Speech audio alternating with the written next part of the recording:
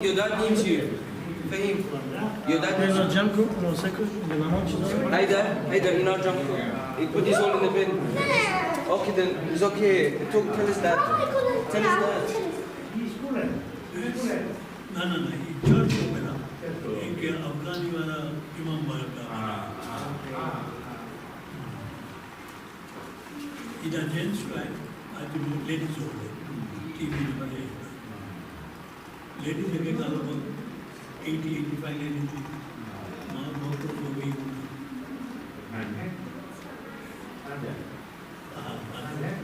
ये वो लोग जाते हैं हाँ कैसे में भी जब तक जगह नहीं वो तो विचार करते हैं जगह का लोग ये ये जाने का घर नहीं हुआ है तो 5,000 किया है कैसे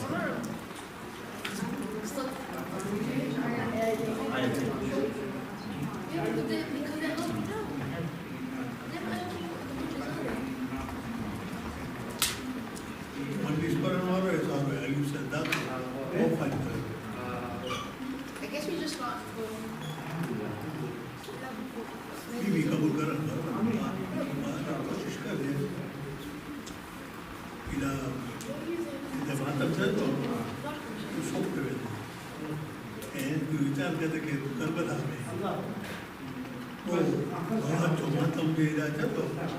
पाकिस्तानी ने खोजा हमारे मिक्स करने लगा था वो आज प्रोग्राम ना तो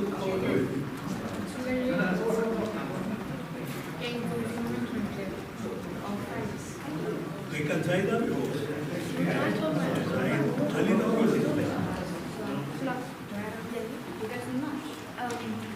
religion. Yeah. I called it. I said it's called religion. My cousin told me the exact name. 130 माने मत I went to Watford yesterday. उधर मनीष पता है तो यहाँ से पैकेट चाहिए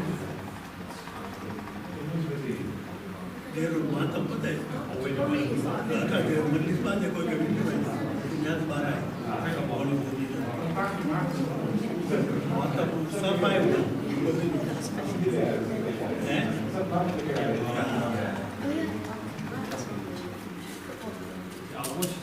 फाइन है कल रिसेट जाना Oh, right. I'm so good. I changed my mind. I'm very excited. You do Are you first?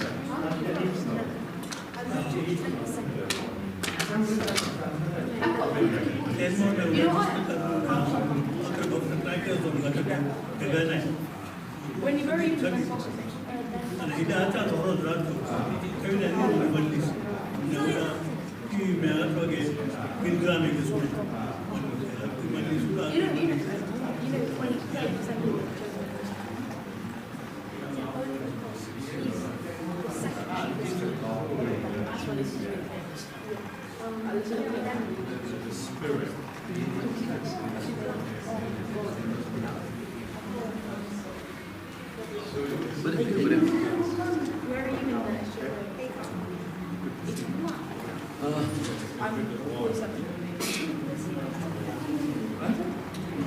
Seriously?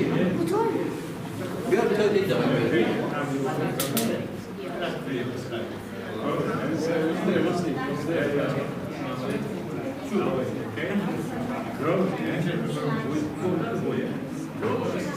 This is it.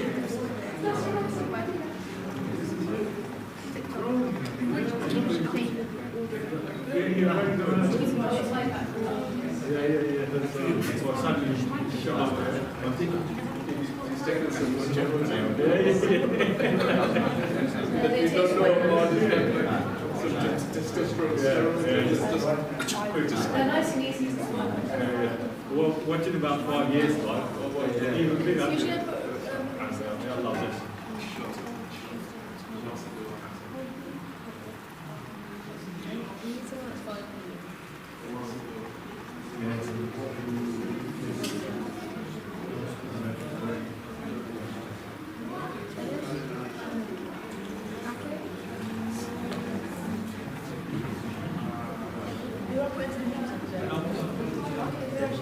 say Quran, Hadith yourself.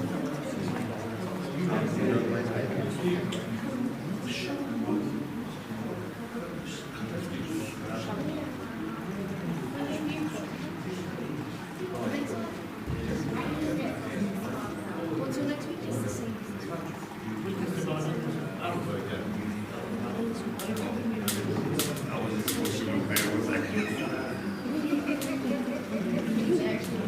It has the same rule on the back. It has the same rules on the back. I'll show you something.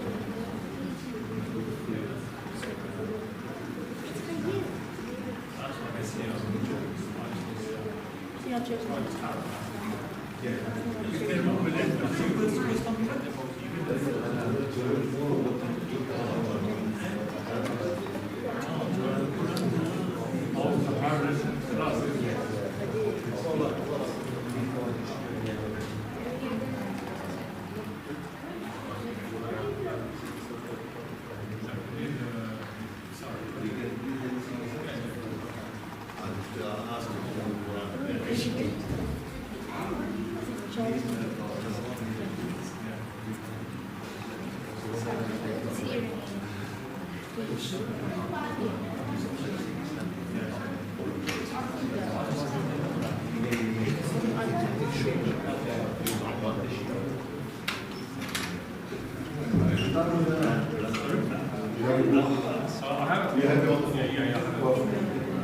SGF maybe.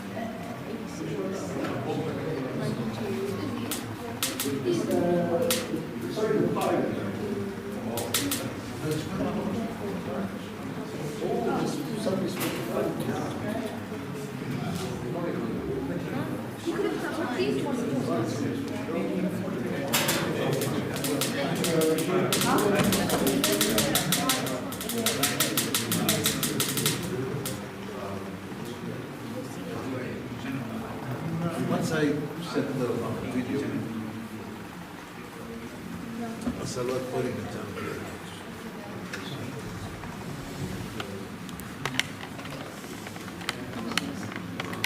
This is so much. He used to say that. He didn't say that. Yesterday.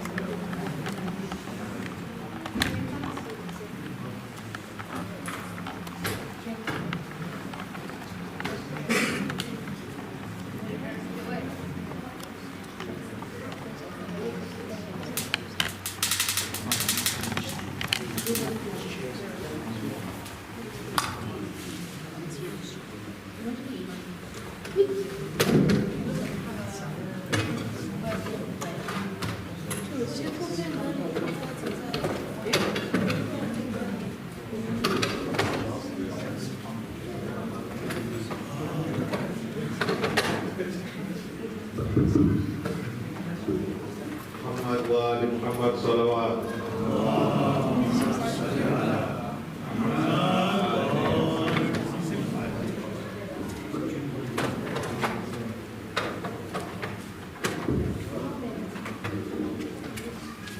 أعوذ بالله من الشيطان الرجيم بسم الله الرحمن الرحيم سبح اسم ربك الأعلى الذي خلق فسوى والذي قدر فهدى والذي أخرج المرعى فجعله غثاء أحوى سنقرئك فلا تنسى إلا ما شاء الله إنه يعلم الجهر وما يخفى ونيسرك لليسرى فذكر فذكر إن نفعت الذكرى سيذكر من يخشى ويتجنبها الأشقى الذي يصلى النار الكبرى ثم لا يموت فيها ولا يحيا قد أفلح من تزكى وذكر اسم ربه فصلى بل تؤثرون الحياة الدنيا والآخرة خير وأبقى إن هذا لفي الصحف الأولى صحف إبراهيم وموسى صدق الله العلي العظيم.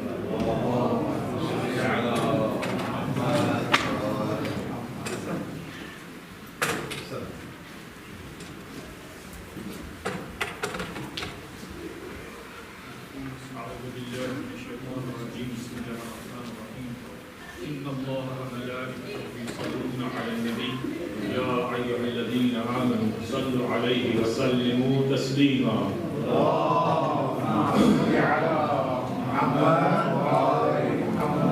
بسم الله الرحمن الرحيم عن فاطمة الزهراء عليه السلام بنت رسول الله صلى الله عليه وآله قال سمعت فاطمة أنها قالت دخل علي أبي رسول الله ببعض الأيام فقال السلام عليك يا فاطمة فقلت وعليك السلام قال إني أجد في بدني ضعفا فقلت له أعيذك بالله يا أبت من الضعف فقال يا فاطمة ائتيني بالكساء اليماني فغطيني به فأتيته بالكساء اليماني فغطيته به فسرت أنظر إليه وإذا وجهه يتلألؤ كأنه البدر وليلة تمامه وكماله فما كانت إلا ساعة وإذا بولد الحسن عليه السلام قد أقبل وقال السلام عليك يا أمه فقلت وعليك السلام يا قرة عيني وثمرة فؤادي فقال يا أمه إني أشم عندك رائحة طيبة كأنها رائحة جد رسول الله صلى الله عليه وآله فقلت نعم إن جدك تحت الكساء فأقبل الحسن نحو الكساء وقال السلام عليك يا جدة يا رسول الله أتأذن لي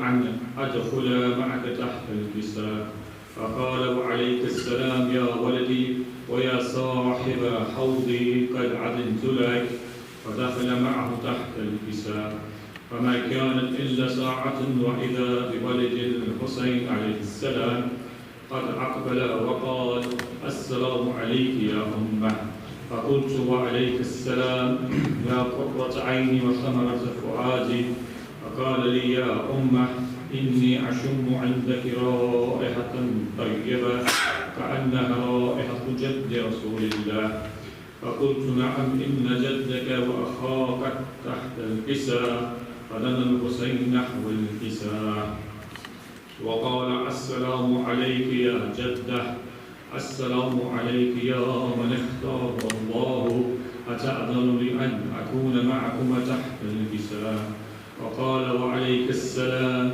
يا ولدي ويا شافع أمتي قد عدنت لك فدخل معهما تحت الكساء فأقبل عند ذلك عبد الحسن علي بن أبي طالب وقال السلام عليك يا بنت رسول الله فقلت وعليك السلام يا أبا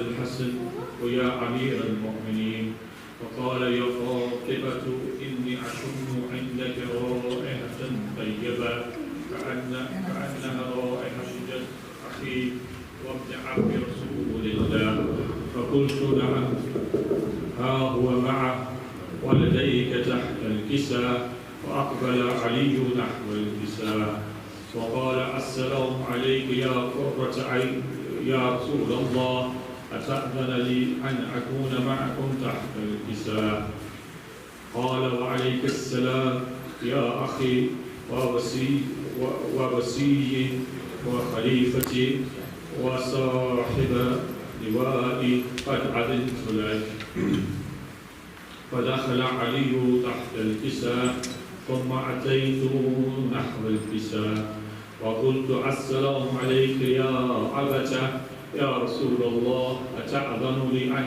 أكون معكم تحت الكساء؟ قال وعليك السلام يا بنتي ويا بدعتي قد علمت لك. فدخلت تحت الكساء فلما اكتملنا جميعا تحت الكساء أخذ علي رسول الله بطرف الكساء وأومع بيده اليمنى إلى السماء وقال اللهم إن هؤلاء أهل بيتي وخاصتي وحامتي لحمهم لحمي ودمهم دمي يؤلمني ما يؤلمهم ويحزنون ما يحزنهم. أنا حرب لمن حاربهم وسلم لمن سالمهم وعدو لمن عاداهم ومحب لمن أحبهم. إنهم مني وأنا منهم. فاجعل صلواتك وبركاتك ورحمتك وغفرانك ورضوانك علي وعليهم.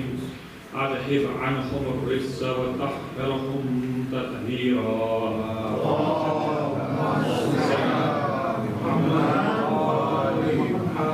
وقال الله عز وجل يا ملائكتي يا سكان سماواتي إني ما خلقت سماء مبنية ولا أرضا مدحية ولا قمرا منيرا ولا شمسا مضيعا ولا فلكا يدور ولا بحرا يجري ولا فلكا يسري إلا في محبة هؤلاء الخمسة الذين هم تحت الكساء.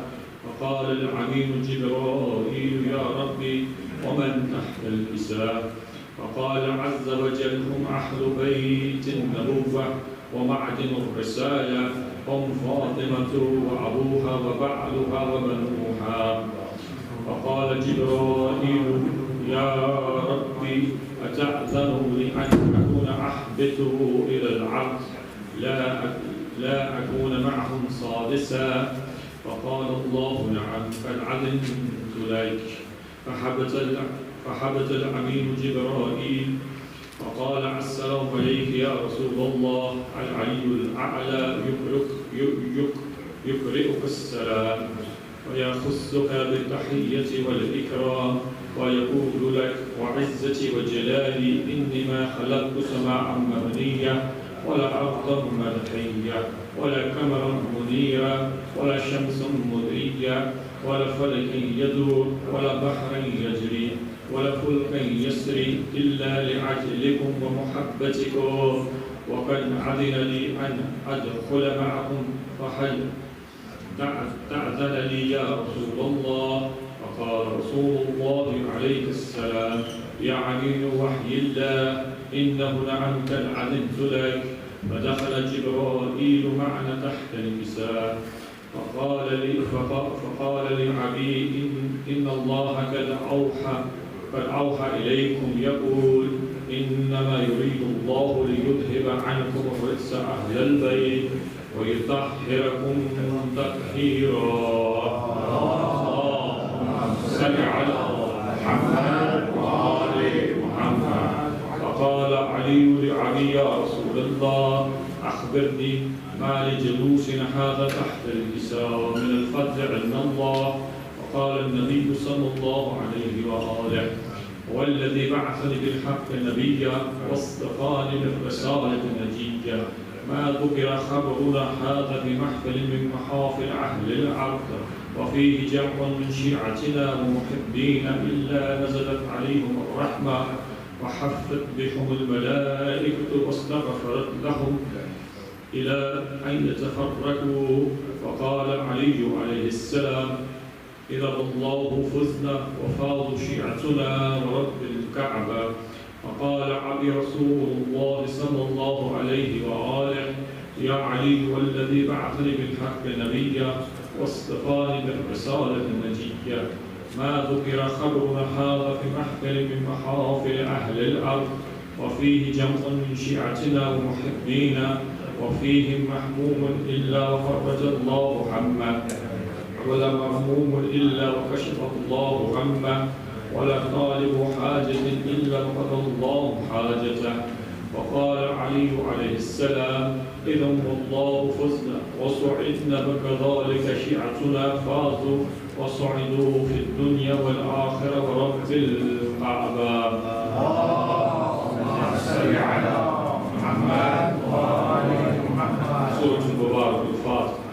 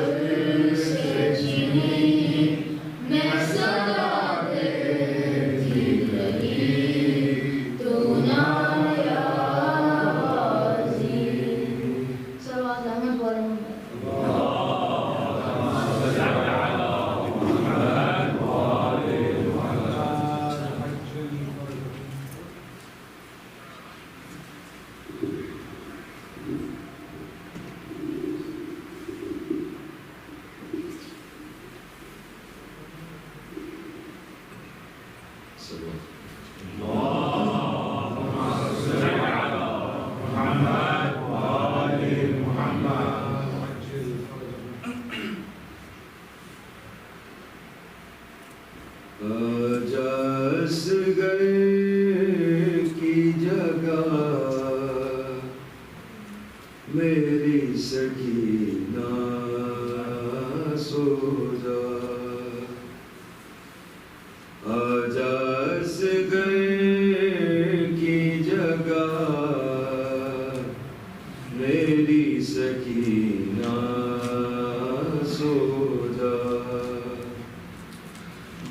जागती माँ ने कहा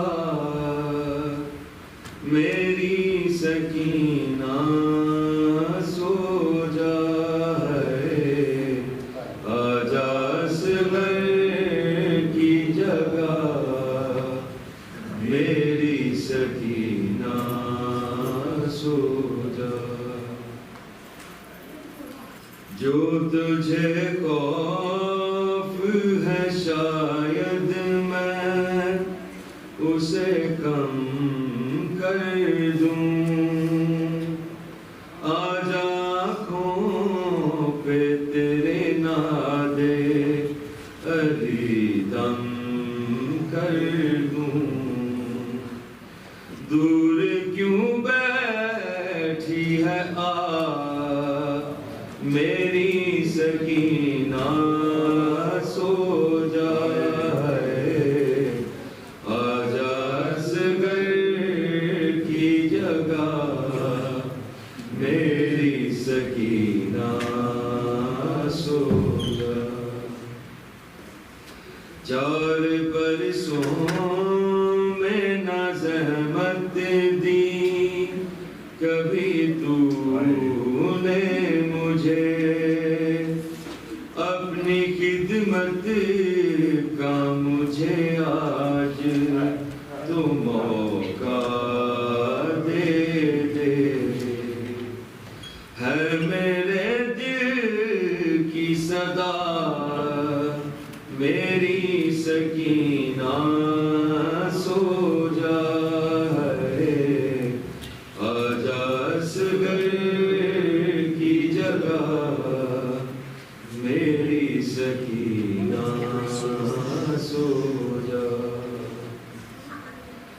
साबिरों का ये करीना तो नहीं है बीबी, ये है परदेस मदीना तो नहीं है बीबी। करके बस शुक्र खुदा मेरी सकीना सो जा है, आजा असगर की जगह मेरी सकीना सो जा। इस तरह सोई तकल्लुम वो हसीना बीबी, माँ उठाती रही उठी ना सकीना बीबी। फिर ना बानों ने कहा मेरी सकीना सो जा है, आजा असगर की जगह मेरी सकीना सो जा, आजा असगर की जगह मेरी सकीना सो जा। जागती माँ ने कहा मेरी सकीना सो जा है, आजा असगर की जगह मेरी सकीना सो जा।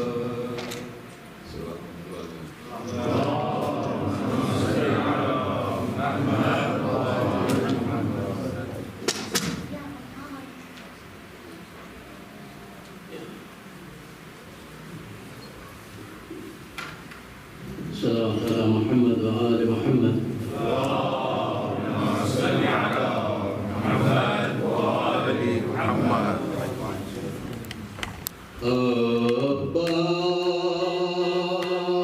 अब्बास कत्ल हो गए, महशर हुआ बपा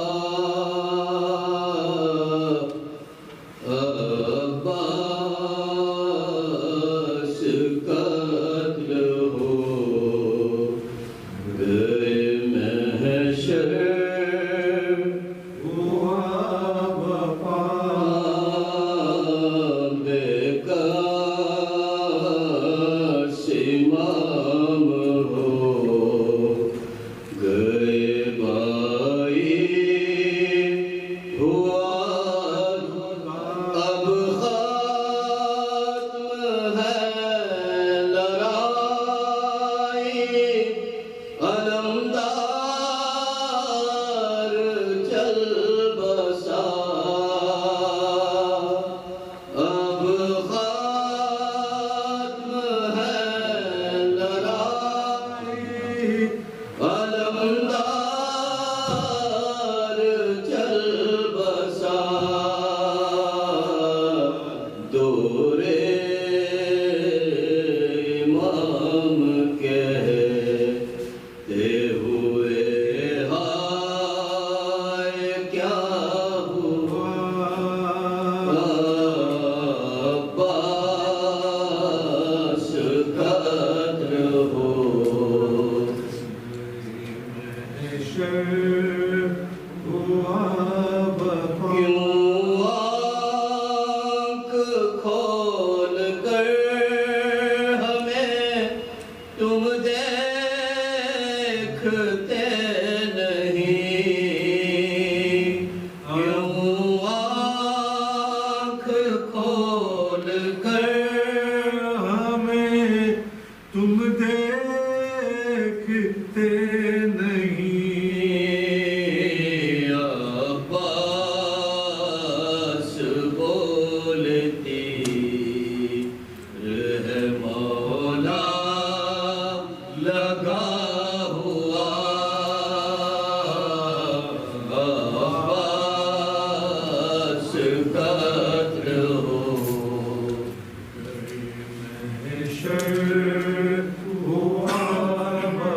प्यासी सकीना से मैं बहुत शर्मसार हूँ प्यासी सकीना से मैं बहुत शर्मसार हूँ अफसोस है कि वादा न मुझसे वफा हुआ अब्बास कद्र हो गए महशर हुआ वफा लाए इमाम मश्को अलम खैमगाह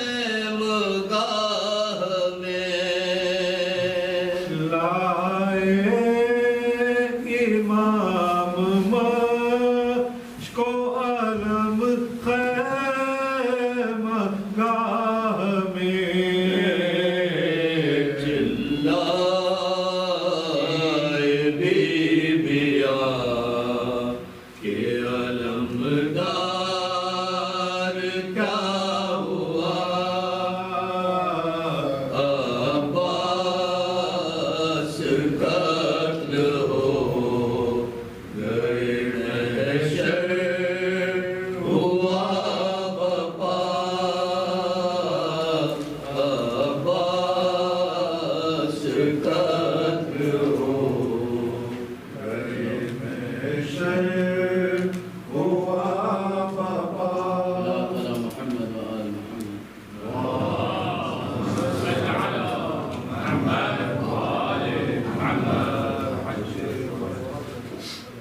Brothers, as usual, please move forward and to your right as much as possible. Ahmad wa ali Muhammad salawat.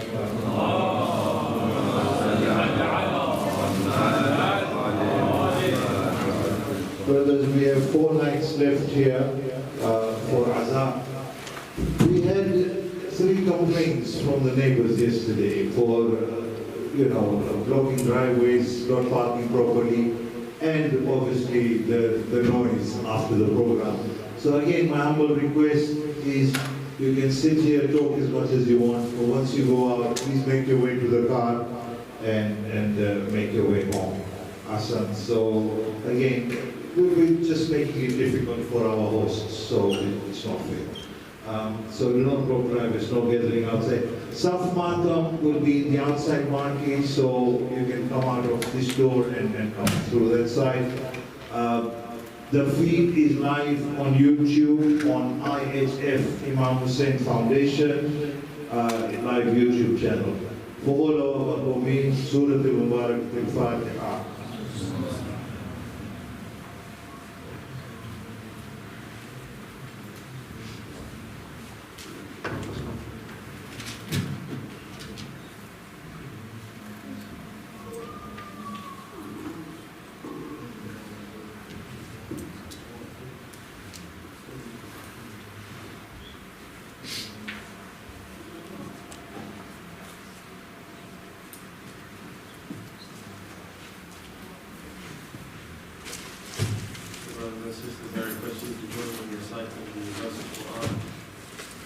Allah subhanahu wa ta'ala to answer the call of those who are distressed, our brothers and sisters around the world, especially those who may be facing difficulties in journey.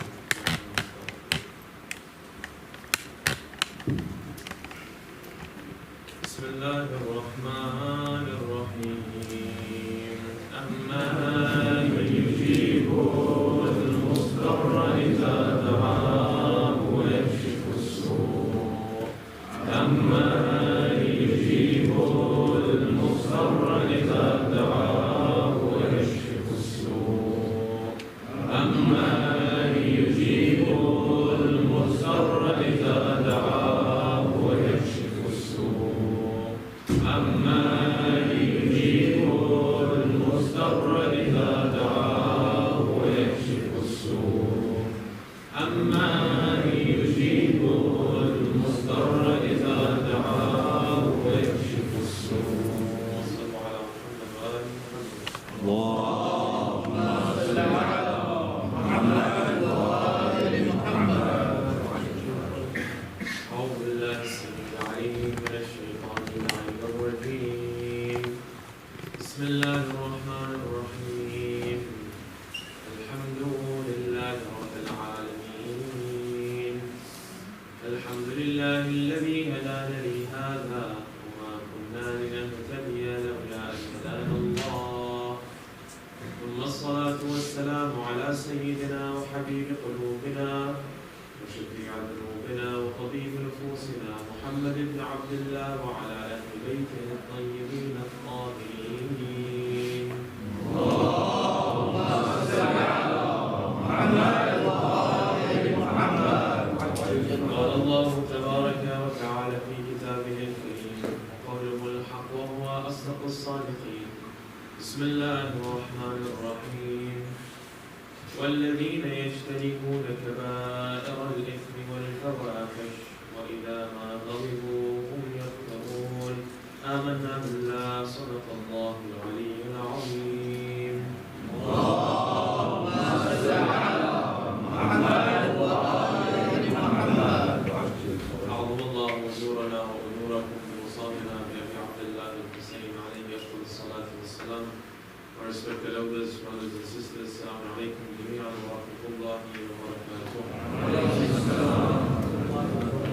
In a tradition from Abdullah ibn Zurara, he says that the sixth holy Imam mentioned to me, and he said that on the day of judgment, those that go for the ziyarah of Husein shall be given preference over others.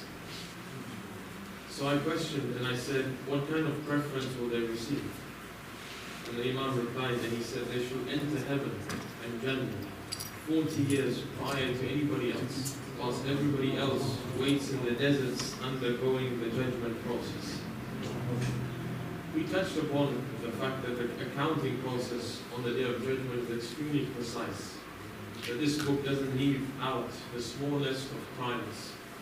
In Surah Al-Kahf, Allah subhanahu wa ta'ala mentions about the criminals, not the criminals, but about the criminals when they receive this book on the day of judgment, when it's recorded all these deeds, they cry out and they curse themselves. And they say, Ya waylatana, woe be unto us, curse be on us. Ma li hadha al-kitab, what is it with this book? La yughadiru saghiratan wa la kabiratan. It hasn't left out the small acts that I did or the large acts, illa ahsaha. Everything has been recorded.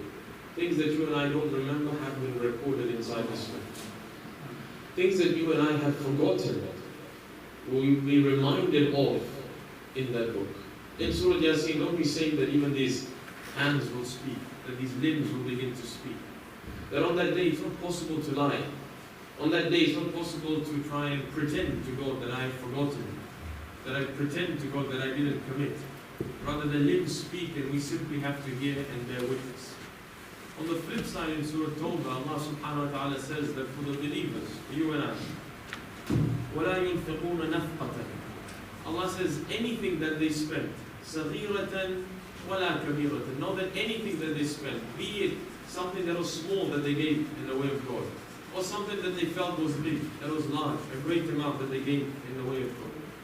Or Allah says, or even a valley that they crossed, Allah has registered it in order to give them the glad tidings. When we read verses like that, we remind ourselves that when we go for the ziyarah of Husein, yes, it's not written in ahadith to walk from Najaf to Karbala. Yes, this Arba'in procession has not been mentioned in ahadith specifically to go ahead and do this action. But we know for certain from the Quran itself that every valley that you and I cross shall speak for you and I on the day of judgment. That every country you travel to, from your country of destination, for every city that you pass, Allah said, I register it. And you won't have to bear witness in case you forget on the day of judgment. That land itself will bear witness that he passed me on the way to doing that which was for the sake of Allah subhanahu wa ta'ala. Aren't you and I told that whenever you visit a masjid, recite salah in the masjid, what? A gift to this masjid. So that on the day of judgment, the masjid will stand, the masjid will speak, the land will speak. For some, this may seem as a fairy tale. How is it possible that the land may speak? On the day of judgment, brothers and sisters, will be astounded by the fact that everything has life around it. That's why we're told to take care of everything. Not only human beings, but even not to oppress the trees, not to oppress the animals. Everything is a creation of God that is going to speak. And on the day of judgment, it too shall exclaim in front of God that this individual passed me on his way to doing that which was of benefit. I remind myself and yourself that we have a God-given duty to encourage our families to go for the ziyarah of Husein, to save up money, and instead of spending it 1 year or after 2 years of saving, instead of spending it for that which may be of pleasure in this material world, to go for that which will give God and Imam Husein great pleasure, going for the ziyarah. At the same time, I must emphasize to ourselves that there is a caveat in place for all of the rewards that we speak about when we go for the ziyarah of Husein. Yes, wajib alayhi al-jannah. Jannah becomes incumbent on this individual. When will it become incumbent? Will he have to go through a cleansing process in Jahannam? That's not wrong. Eventually, he will not stay perpetually in Jahannam. He will be removed if he ever enters. If he ever enters. But in order to reap all the other rewards, the prerequisite is that you and I understand the right of Husayn alayhi salam upon us. That this was a man who did not go and die for water. This was a man who did not die for his family. He did not die protecting his family. Neither was that his intention when he went to the battlefield. The only intention and the sole intention that he had when he went to the battlefield was to prioritize the pleasure of God over his own pleasure. And if the pleasure of God meant that his family would be taken captive, then so be it. If the pleasure of God meant that he will have to give up each and every individual from his family members in order for them to be slain in front of his eyes, then so be it. If that is where the pleasure of God lies.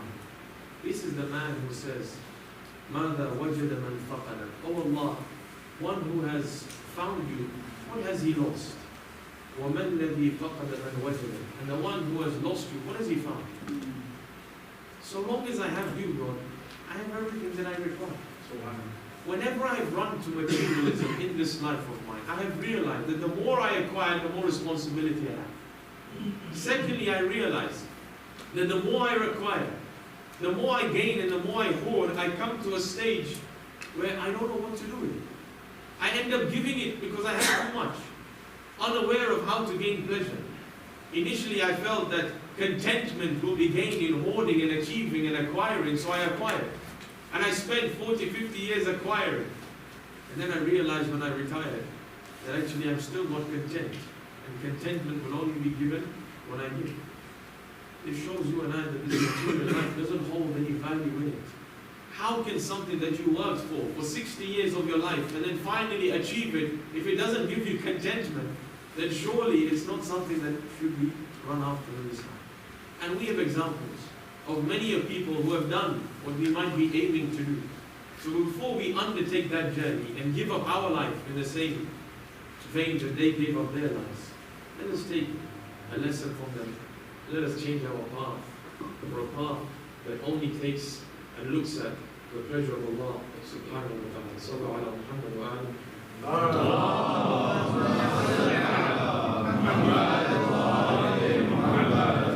Let me conclude our discussion on anger, looking at the extreme side of anger. Yesterday we spoke about how this faculty has three sides to it, two sides and a middle, an equilibrium. On one side, on one pan of the scale is when somebody's deficient, they become a coward. They don't have self-esteem, they don't have self-confidence, they allow people to trample on their rights. You may disagree with this example, but just take the positive out of it. You look at the self-confidence that an individual has, who is on the public arena, who may lose millions in sponsorship deals, and sits in front of the world's media and removes a bottle of alcohol from in front of them. That in and of itself, that act, requires a lot of self-confidence and esteem and courage. And I'm willing to give up any ramifications of any sponsorship deals and materialism that may come to me by removing a bottle that was 0% alcohol in the first place, but it gave the persona and the image of alcohol, and I remove it from in front of me where I'm seated. Because these two don't go together. Because this individual is trying to achieve the pleasure of God, and God has said don't sit on a table with alcohol. If you can do that on a public stage, imagine the ramifications that happen. That even the law that was passed later on had to have an exception for religious reasons because of one man's action. You look at a man's celebration. Our children look up to sports personalities, do they not? When individuals celebrate with dances and different types of actions, when individuals celebrate by removing their shirts, for one man, just take the good if you think there's other things that are wrong in it. For one man to change his celebration to a sajda sends shockwaves around the world. To the extent that even console games now include his celebration of a sajda. This is what indicates how you and I, if we have self-confidence and self-esteem, if we bring ourselves to equilibrium, with simply our actions, we can change the image around us. Other people right now spoke about our neighbors and complaints, and obviously we all take it extremely seriously. Ahlul Bayt tell us, you don't have to call upon people through words. Call upon them through your actions. Let them see you and then let them inquire, who are you? Let them ask, what has made you this way? When you return the change to a cashier in the supermarket and say, you gave me more money than you should have, and when they ask in surprise, why is it that you did that? Mention your religion at that point. Let them know that it's my religion, the morality that I've been taught, that I'm afraid of tomorrow. I'm having to answer even for the smallest thing. That's how you call, with the strongest possible fashion, people to the path of Allah subhanahu wa ta'ala. Today we want to talk about the excessive side. That if somebody has taken anger to the other level, become an oppressor, what exactly happens to this individual? If I allow someone to agitate me, if I allow somebody to get under my skin, if I become intoxicated with anger, I later begin to regret things that I've said. Each and every one of us, more surely, has lived through some sort of stage of anger in our life. But as the sixth Imam mentions, that reason has no play here. We become angered to the extent that we say words that we regret to a great deal tomorrow. That we say things and we do actions, we lift our hands, we turn our faces, we have a sharp gaze, we sigh. Whatever the act may be, when it's done out of rage and anger, man then begins to regret it later on. Allah subhanahu wa ta'ala says, these individuals who let themselves go, أُولَٰئِكَ كَالْأَنْعَامِ, they're like animals. Then he goes a step further, and he says, بَلْ هُمْ أَضَلُّ, they're not like animals. You should know that they're worse than animals. Why? Because I made the lion in such a way that when it gets anger, it shouldn't think twice and it should just attack. I made the bull in this fashion, that when it gets rage and it sees a red cloth, it should just run with all its might. That's what I made it for, and it's doing precisely that. It's obeying God. It hasn't broken the scale. It's doing exactly what it was created for. But you, old man, I've created you in a very different fashion. I've created you with a test that when you do get angry, your reason and your intellect should control you. But if you let go of that intellect, and your anger or desires or whatever else it may be overtakes you, then know that you're not just like animals. Rather than worse than animals. They're more astray than animals. They're not doing what I created them for. They're absolutely ignorant. Ignorant of what's to come tomorrow. Ignorant of the fact that with every breath they take, they're simply pulling death closer to them. With every breath they take, they're getting closer to this accountability of every act that they do. The first holy Imam, Amir al-Mu'mineen alayhi salam, mentions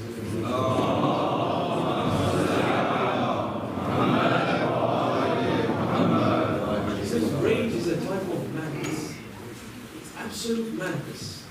When somebody is engaged in it, they don't think twice. And then when it passes, they regret. But he says, if man doesn't regret after he's been enraged, then he should know that this madness has been ingrained inside. Brothers and sisters, when we think about anger, and people are being taken over by anger, especially in these Majlise, our minds go to the people who sat opposite Husein.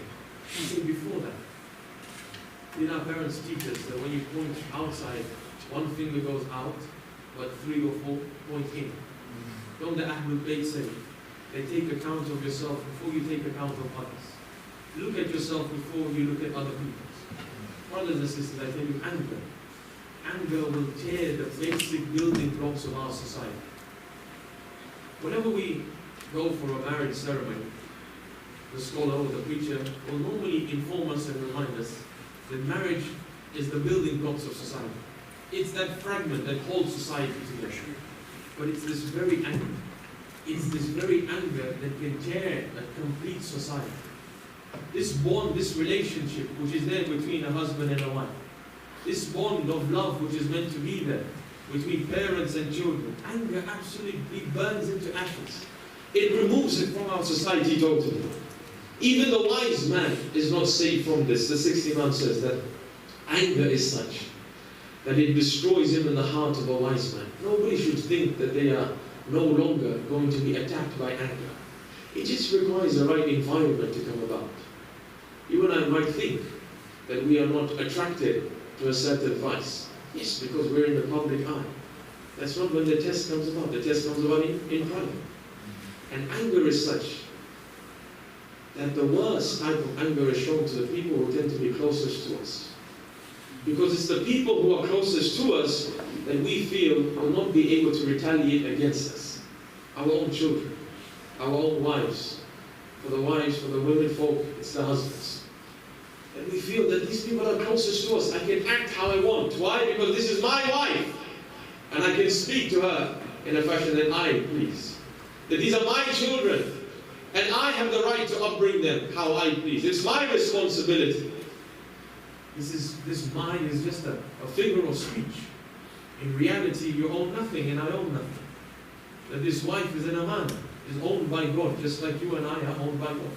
That these children are owned by God, just like you and I are owned by God. How many men and how many women, how many couples want children, try and have children, and are not given this gift of children? And how many people don't intend to conceive, yet conceive? It shows you that this is not in our hands. Even the mere conception of a child is not in your hands or my hands. It's continuously in the hands of Allah subhanahu wa ta'ala. The Holy Prophet talks about the state of madness and rage and anger. He says, أَلَا أُخْبِرُكُمْ بِأَشَدِّكُمْ. Should I not inform you of the strongest from amongst you? It's not the one who can go to battle. It's not the one who can wake up in the night and pray. مَنْ مَلَكَ نَفْسَهُ عِنْدَ الْغَضَبِ. The one who can hold himself and restrain himself at the time of anger. You think when Shimr called Abbas the night before Ashura, when Abbas stood before Shimr outside his tent, if it was you and me, hand on heart, would we not have taken out our sword? Would we not have known that this is the man who's going to bring Husein to his eventual end? Would we not have anger overtake us? These were not men who allowed themselves to be taken over by anger. These were men who saw the Holy Prophet in action. This was not a man who they saw simply talk the verse of the Quran. They saw him walk the Quran and act the Quran. Tomorrow we'll speak about forgiveness, but allow me to give you this tradition. That the Holy Prophet in a battle was inside the camp, inside his tent. A man from the enemy rank finds his way inside, manages to infiltrate into the camp, into the tent of the Holy Prophet. The Holy Prophet is resting, he's sleeping. The man takes out his sword, unsheathes his sword, puts it to the neck of Muhammad and encircles him. The Holy Prophet opens his eyes, and the man turns around and he says, Man laka ya Muhammad? Who is there for you now, O Muhammad? I've infiltrated. My sword is by your neck. Who is there for you, O Muhammad? Rasulullah turns around and he says, Allah. Allah is my protector. The man encircles the Prophet and he falls. He trips on a rock. The Prophet jumps out of his sleeping position. He takes his sword, he puts it to the neck of the man. And he says, oh man, man laka, who is there for you? And the man turns and he says, Karamak ya Muhammad, your generosity, O Muhammad. Yes, I am the man who infiltrated. Yes, I am the man who has done wrong. But I didn't kill you. I didn't move my sword over there. I didn't injure you. And now I ask for your generosity. The Prophet left. Abbas, Husein, Ali al-Akbar, these were the people who have been nurtured from the lineage of the Holy Prophet. It should come as no surprise that the akhlaq of the Prophet runs in their veins, such that even in the midst of battle, they are moral battalions and moral soldiers. The young soldiers who have been overtaken by anger. Brothers and sisters, anger is such a thing. And by God, it can remove this paradise that you and I yearn. It can totally destroy this salat that you and I are building. On the day of judgment, have we not been told that this salat will be sharper than a sword, thinner than a hair for some, for the disbelievers? They won't know how to cross it. Beneath them is hell. In front of them is salvation and paradise. They won't know where to step. For the believer, it's a vast bridge. They can walk across it with ease, but you have to build it. And one of the ways you build it, an example I want to give of anger and how we can destroy it. The Prophet says regarding parents, Huma jannatuka wa naruka. A strange tradition.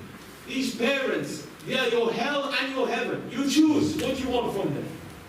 You want hell, then you enrage them and anger them through your anger. You want heaven, then you make them do dua for you. Isn't there the tradition about Musa alayhi salam? When Musa asks Allah, oh Allah, allow me to know my neighbor in Jannah. So Allah tells Musa, oh Musa, go to this particular village. There you go to this house. And that man will be your neighbor, oh Musa. The neighbor of a prophet who spoke to Allah subhanahu wa ta'ala is who? It's not a man who simply spent his entire day and night in a library writing books and giving lectures. No, by far. A man who practiced. A man who didn't just speak. A man who practiced. He goes to this small hut, this small house in this village, and he sees this man plowing the land. He says, oh man, can I be your guest today? He says, by all means, come in. He comes into his house. He says, please sit. He begins to prepare food. He brings the food to the table. He says, before we dine, allow me to fulfill an obligation. He goes and he climbs up steps, and he brings down a basket on his back. He puts it down. He pulls out an old lady, and he carries this lady on his lap. A lady who is completely hunchback, who can barely move. He begins to take food and begins to squash it. You know how you do to a child. You soften the food, and he begins to place it into the mouth of this lady until she eats. The lady satiates herself. No longer does she suffer from the pangs of hunger. He places this lady back in this basket, and he puts her back on this elevated position.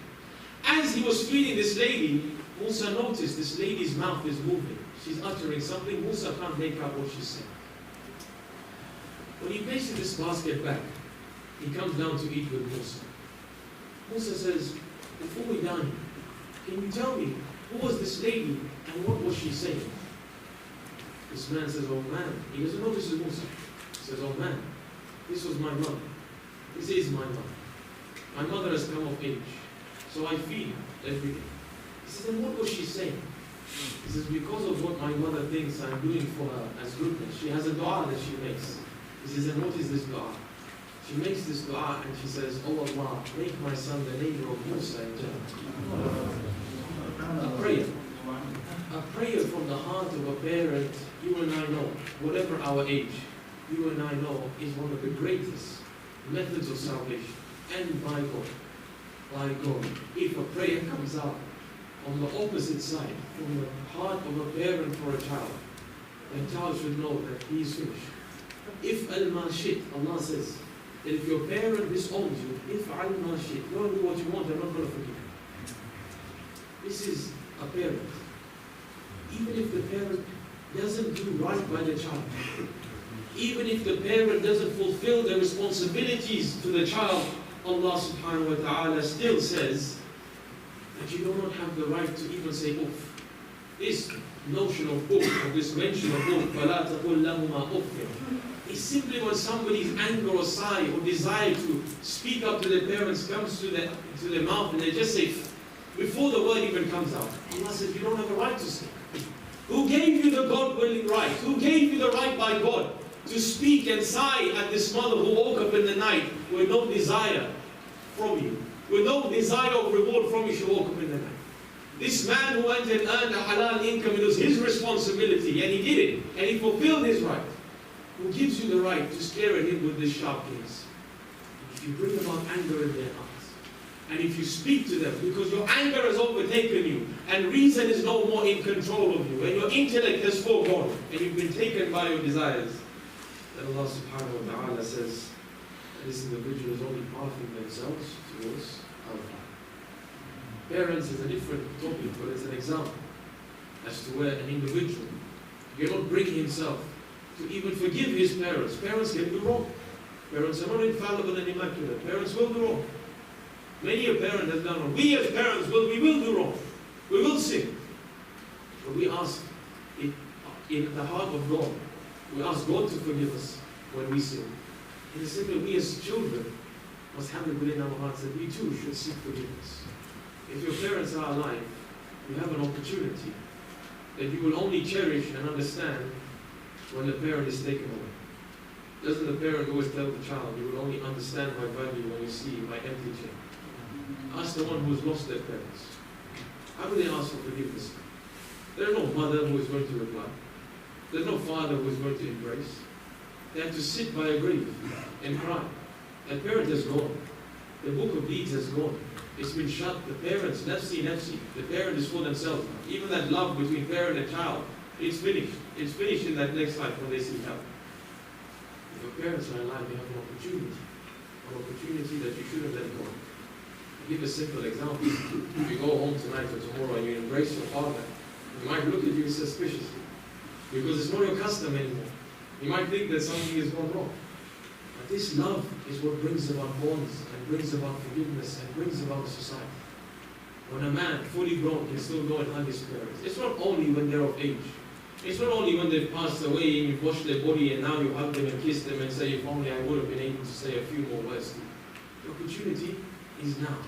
And before it goes, let us take hold of it. Do not allow pride, which is one of the ramifications of excessive anger, become a barrier between you and I. From our spouse to our children to our parents. What is sad is that sometimes this outside world sees our superficial good state when the inner world sees something very different. When the family see difficulty when we come home. When the family are taken by this individual who is always angry and whose switch is flipped at the smallest nuance. That if it was another child causing that noise, he wouldn't say anything to him, he would speak politely. If it was another woman speaking in this fashion, he would speak politely. But when it's his own child, when it's his own wife, when it's her own husband, then all of a sudden they speak in this fashion where anger has overtaken them. Remember, brothers and sisters, that this journey is short. The onward journey is much, much, much longer. Amirul Mu'mineen, with all of his obedience of God, with every act that he has done, with one darba, did Rasulullah not say that one strike of this man is equal to all of the ibadah of Thaqalain, all the jinn and ins come together. The sincerity in this one strike was so great. That man says, min qillati az-zad wa bu'd as-safar wa wahshat al-qalb. He cries out and gives a sigh. He says, oh, why? Min qillati az-zad, due to the little provision that I've taken in this world. Wa bu'd as-safar, this long journey that awaits me. Wa wahshat al-qalb. The dangers of this journey, they're about to come about. Do not be taken by the repercussions of this world. If people are upset at you and I, if people will be angered at you and I, there comes a time when we hit equilibrium and we're able to forgive. And this leads us to our discussion, inshallah, for tomorrow. Where a man or a woman comes to a stage where they are not deficient, they are no longer timid, they are not excessive, they are not oppressors, but they are men and women of courage. And when they see wrong, they stand up to it and they speak about it. They're not intimidated. If you may be the richest man in the room, But if you're doing wrong, I have a God-given right that His pleasure before yours, and I shall speak up. That if you're not wearing hijab, and yes, you may be a person that I look up to, that I have a God-given duty to mention it with certain parameters in place, with certain requirements and prerequisites in place, and inshallah we discuss. I mentioned in passing that it is love. Love that pulls people together. Love that takes away distress from one another. That when you love your spouse and they come to you, and when they see you and you speak to them with kind words, it's their love that removes distress from your face. You know there is only one man. There is only one man for whom it is said, Ya kashif al-karbi an wajhi al-Husayn. Only one man from whom it is said, or one who removes the distress from the face of Husayn. And the dua is given, Ikshif karbi bihaqqi akhika. Remove my distress because of your brother Husayn. There is only one man on this plane of Ashura. Only one man whose mother was handpicked for this day. Every other person's mother was virtuous. By God, they were virtuous. There is only one mother who was picked for this day. As Allah subhanahu wa ta'ala not saying in the Quran, وَأَوْفُوا بِالْعَهْدِ. Uphold your covenant and your promises when you make one. إِنَّ الْعَهْدَ كَانَ مَسْئُولًا. You shall be questioned about the promises that you've made. Is it not said by some that when Amir al-Mu'mineen was about to take his final breath, he placed hands within hands. But when it came to Abbas's hands, he placed his hand inside the hand of Abbas. He says, this is your promise and covenant. Abbas, this is why I conceived you. This is why I handpicked your mother. A woman who is going to bear a child for me, who will be pious to the greatest of degrees, but at the same time will be courageous, will be a valiant lion, who will protect my son Husayn and his Imam until his final death. In the day of Ashura, we're told that the family began to go one by one. As the family have been slain, this one man who was the flag bearer and standard bearer of Husayn remains. At the beginning of the battle, Husayn begins to bring about his tactics. Who will go where? Who will take the flank? Who will take the right and the left? But he keeps his flag. This flag which is flying high in the sky, he keeps it and he waits. And finally, his hand gives it to the hand of Abbas. And Abbas, you will be our standard bearer. So long as this flag is flying, Abbas, the children will know that there is hope. And when this flag falls, then the hearts of these children will fall too, and they will know that there is no hope. So long as this flag flies, the children will cry out, Al-Atash. But as soon as this flag falls, even these cries of Al-Atash will stop. Because if you can't bring back water, O Abbas, then nobody can bring back water for these children. It is mentioned in the book first, that when a time comes when the family have gone, and the family have gone, including Ali and Al-Asad, then Abbas turns to Husayn. He says, my master, my heart has become so constricted. My heart has become constricted within my chest. I ask you, give me permission to now go, because this life means nothing for me. All of my brothers have gone. My nieces and my nephews, look at them. The ones that remain, look at their state. And the ones that have gone, I have brought back their bodies. Your friends and my friends, we have brought back their bodies on our backs. Oh my master, this life means nothing for me. Give me permission to go. Husayn cries. Husayn embraces Abbas. He begins to cry and wail. And he says, oh Abbas, oh my brother, if you must go, then go and fetch water for the children. Imagine the scene when these young children must be running towards Abbas, running towards this lion of God and clinging on to his legs and saying, oh Uncle Abbas, do you not see my lips, oh Abbas? Do you not see that I cry but tears do not come down my cheeks, Abbas? Is it far from your imagination that Sakina must have said to Abbas, Abbas, even my young brother, Ali al-Asghar has gone, Abbas. Abbas, is it not possible for you to bring back water? Abbas, do I not call you the one who will fetch water? Abbas, fulfill this promise. Abbas alayhi salam begins to wear his armor. Abbas goes to Zainab and consoles Zainab. He bids farewell to Zainab. And Zainab knows that no man will dare touch me if Abbas is alive.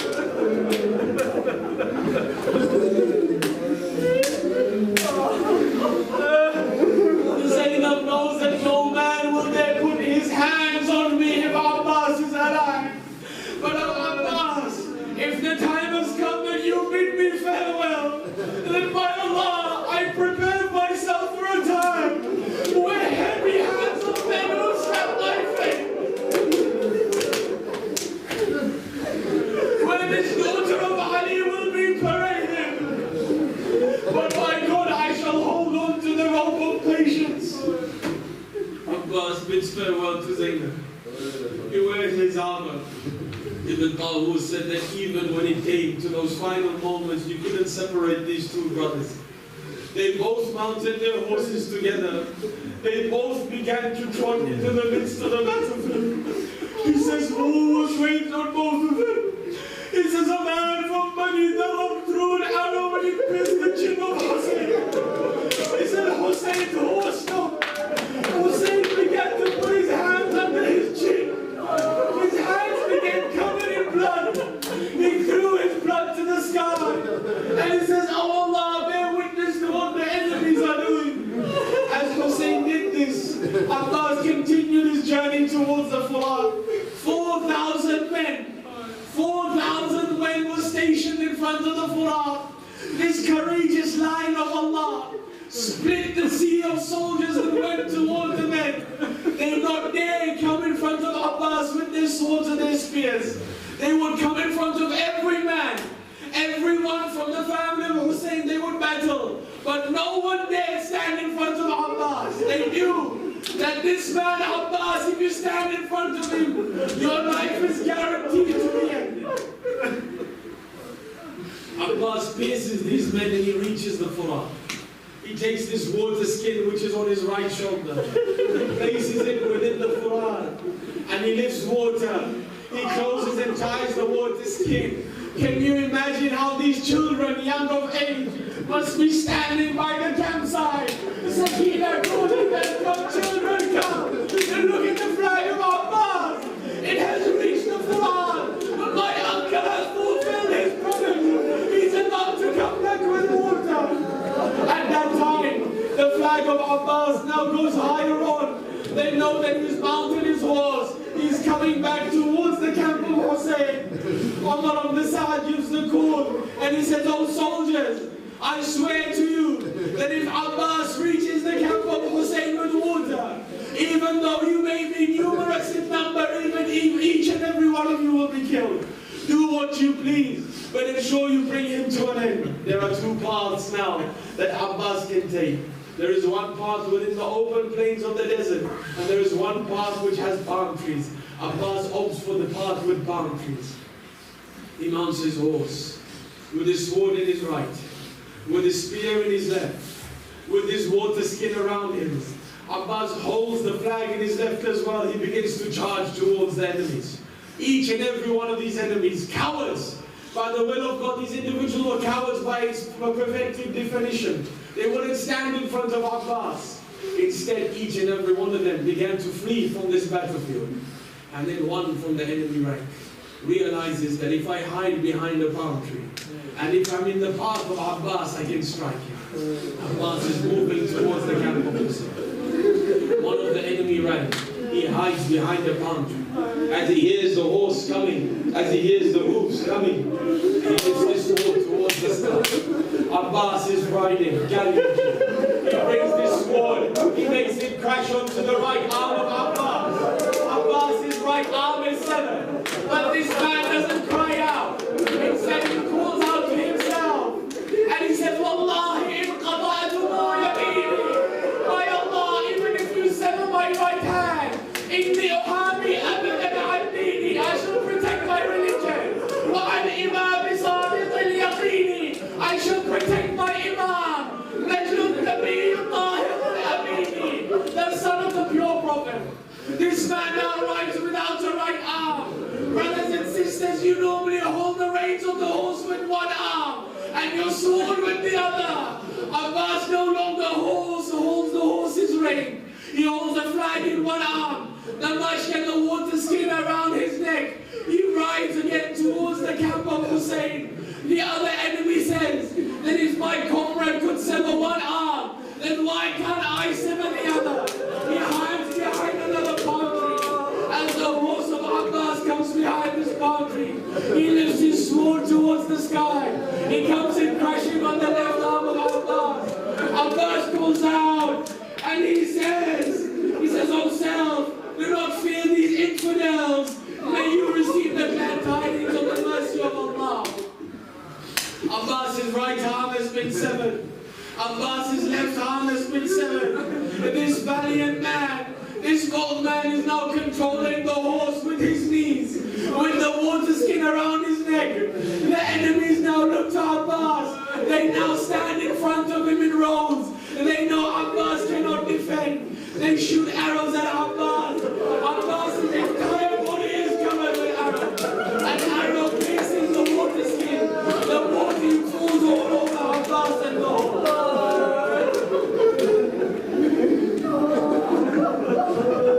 One man stands in front of Abbas. He holds an iron mace. He waits for Abbas to come towards him. When Abbas turns left, he runs left. When Abbas moves right, this man runs right. He waits for the horse to come. He lifts his iron mace. He brings it crashing on the head of Abbas. And the head of Abbas is split. Abbas comes crashing on the ground. Brothers and sisters, there was only one man who fell from his horse, but his body did not hit the sand.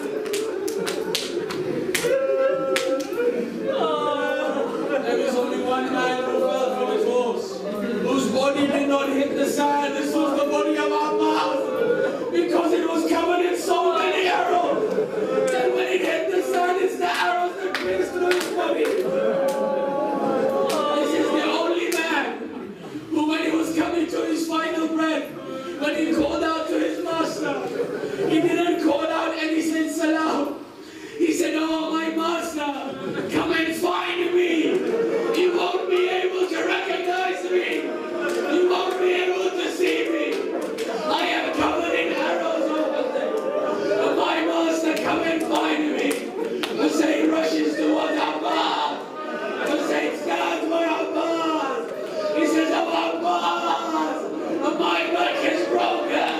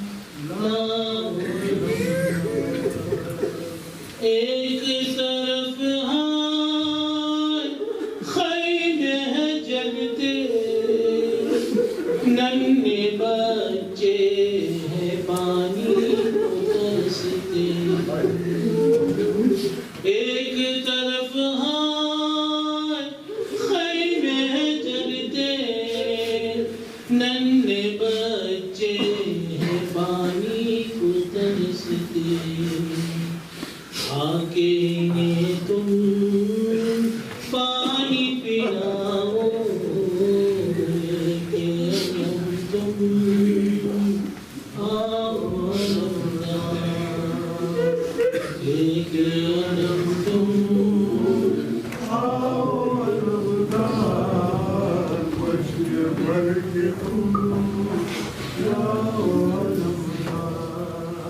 भाई जरा तुम खैमे में आओ, रोते हैं बच्चे आके मनाओ,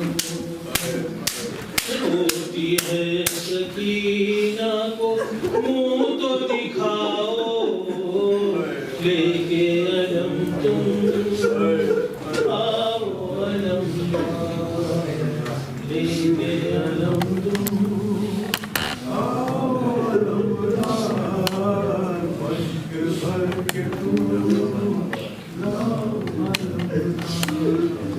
प्यारी सकीना ढूंढ रही है, खाए मचल के कह रही है, मुझको मिला दो अपने चचा से, लेके अलम तुम आओ अलम लेके अलम तुम आओ अलम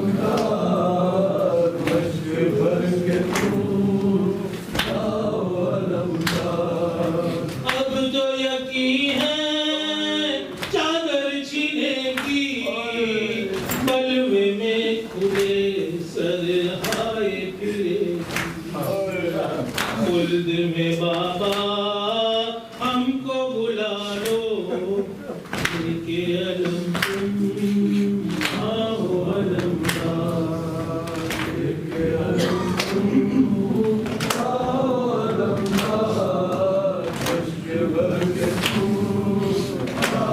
अलम रोते हैं भाई नहर पे बेटे, काश के करीब पुश्त को बदले, सजा के उनको खैमे में लाओ, लेके अलम तुम आओ अलम लेके अलम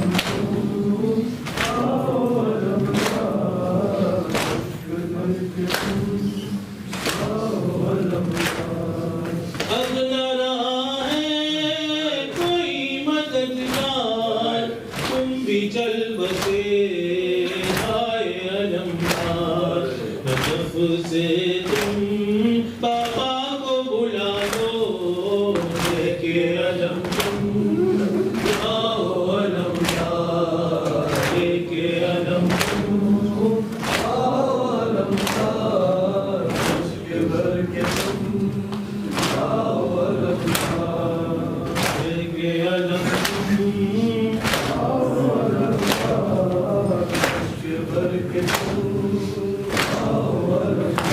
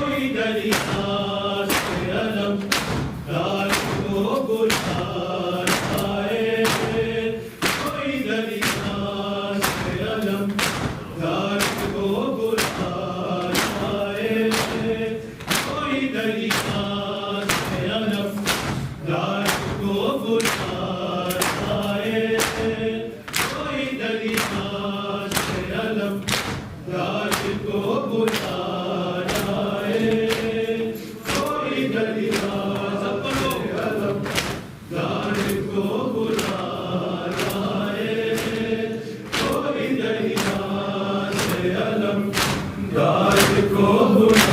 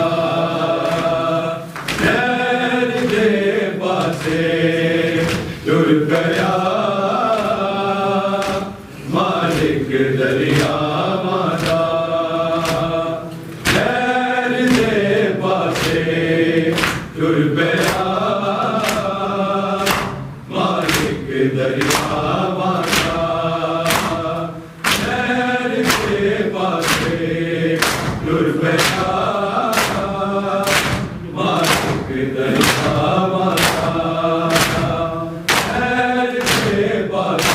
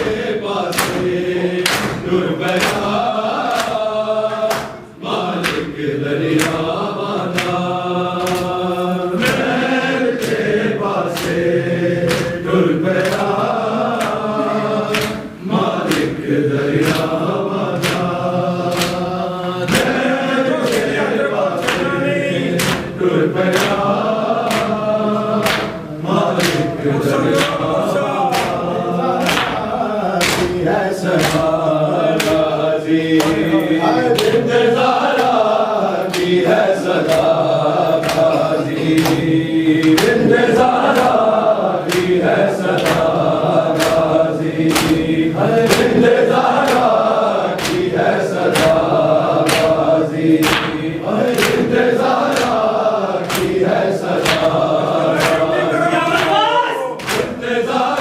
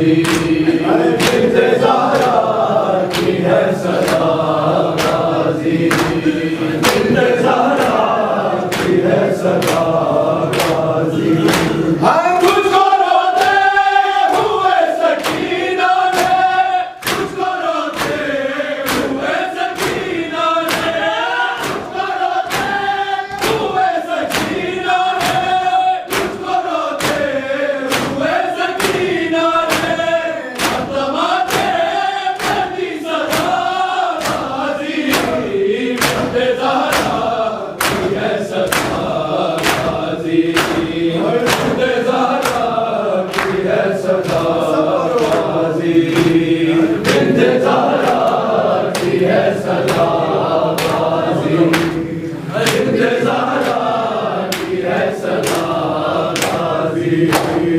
बिन्ते ज़हरा की है सदा गाजी अपनी गोदी में लेके बैठी है अपनी गोदी में लेके बैठी है अपनी गोदी में लेके बैठी है अपनी गोदी में लेके बैठी है तेरे हाथों जो सैयदा गाजी बिन्ते ज़हरा की है सदा गाजी बिन्ते ज़हरा की है सदा गाजी बिन्ते ज़हरा की है सदा गाजी बिन्ते ज़हरा की है सदा गाजी अपनी गोदी में लेके बैठी है अपनी गोदी में लेके बैठी है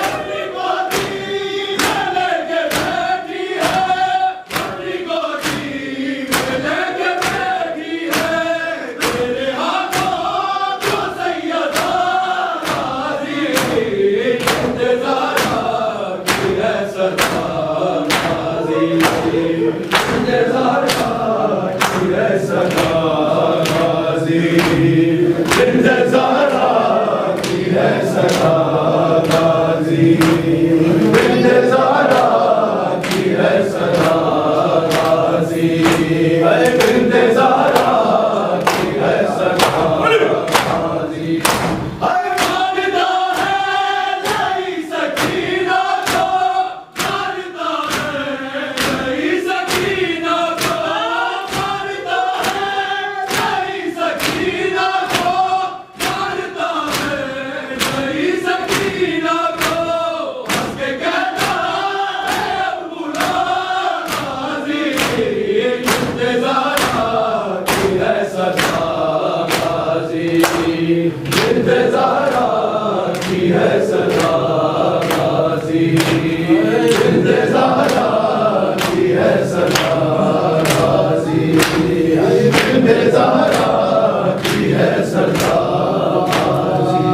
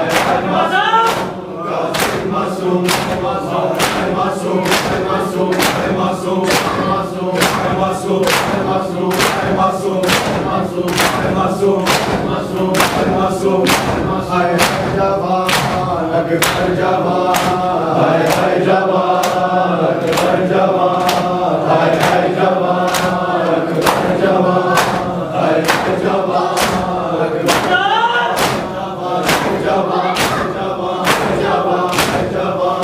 शाबाश शाबाश शाबाश शाबाश Jabba,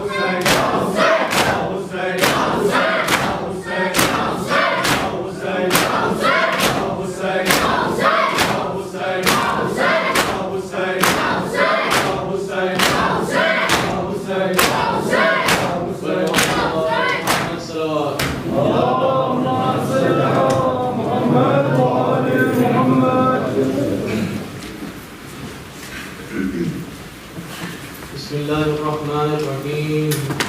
السلام عليك يا رسول الله. السلام عليك يا أمير المؤمنين. السلام عليك يا فاطمة الزهراء سيدة النساء العالمين. السلام عليك يا خديجة الكبرى أم المؤمنين. السلام عليك يا حسن المجتبى. السلام عليك يا أبا عبد الله الحسين وعلى 9 المعصومين من ذريتك علي بن الحسين ومحمد بن علي وجعفر بن محمد وموسى بن جعفر وعلي بن موسى ومحمد بن علي وعلي بن محمد والحسن بن علي والحجة بن الحسن عجل الله فرجه وسهل الله مخرجه وظهوره. والسلام عليكم ورحمة الله وبركاته. بسم الله الرحمن الرحيم. اللهم كن لوليك الحجة بن الحسن صلواتك عليه وعلى في هذه الساعة وفي كل ساعة وليا وحافظا وقائدا وناصرا ودليلا وعينا حتى تسكنه أرضك توعا وتمتعه فيها طويلا.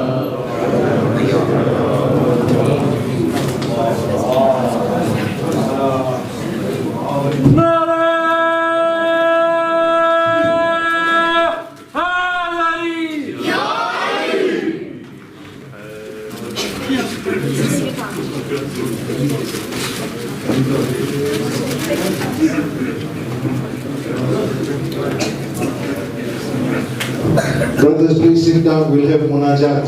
Hasan Muhammad wa Ali Muhammad salawat.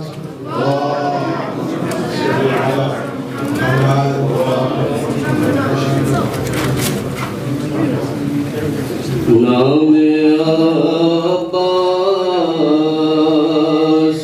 वसीला है हर दुआ के लिए.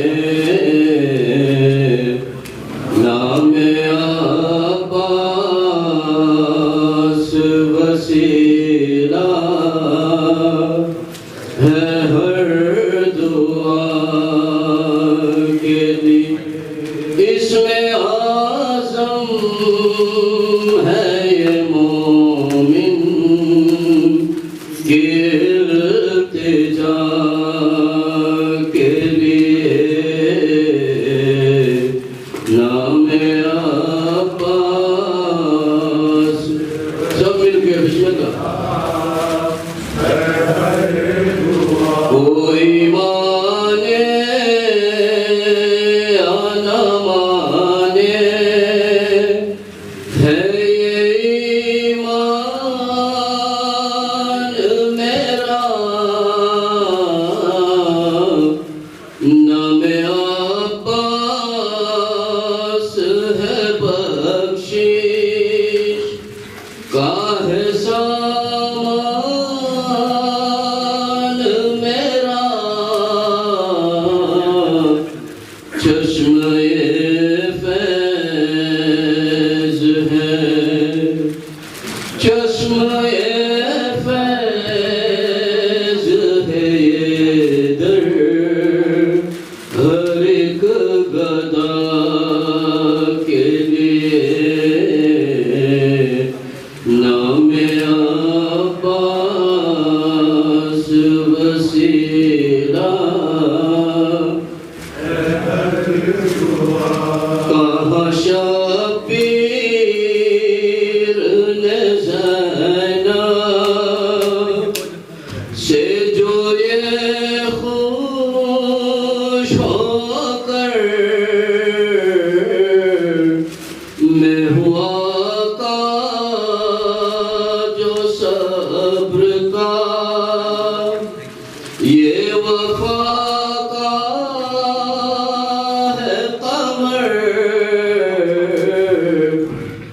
फख्र हारून पे फख्र हारून पे आया है करबला के लिए नामे अब्बास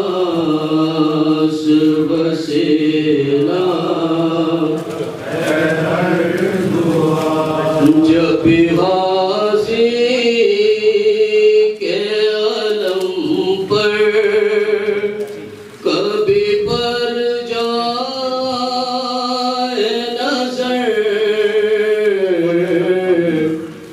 जब भी गाज़ी के अलम पर कभी पर जाए नजर अपने हाथों को अपने हाथों को उठाओ सभी दुआ के लिए नामे अब्बास वसीला है हर दुआ मांगना है जो अलमदार के दर पर मांगो मांगना है जो अलमदार के दर पर मांगो मौजिज़ा नाम है मौजिज़ा नाम है ये दर दिला दवा के लिए नामे अब्बास वसीला है हर तेरे रोज़े का मैं इक़बाल करूं बस दीदार तेरे रोज़े का मैं इक़बाल करूं बस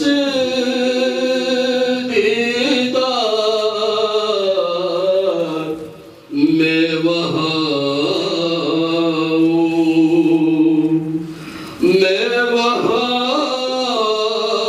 हूँ मेरे दिल की हर दुआ के लिए नामे अब्बास वसीला है हर दुआ अभी आती है ये नक़वी को सदा कानों में अभी आती है ये नक़वी को सदा कानों में अभी रोती है अभी रोती है सकीना यूं ही चचा के लिए नामे अब्बास वसीला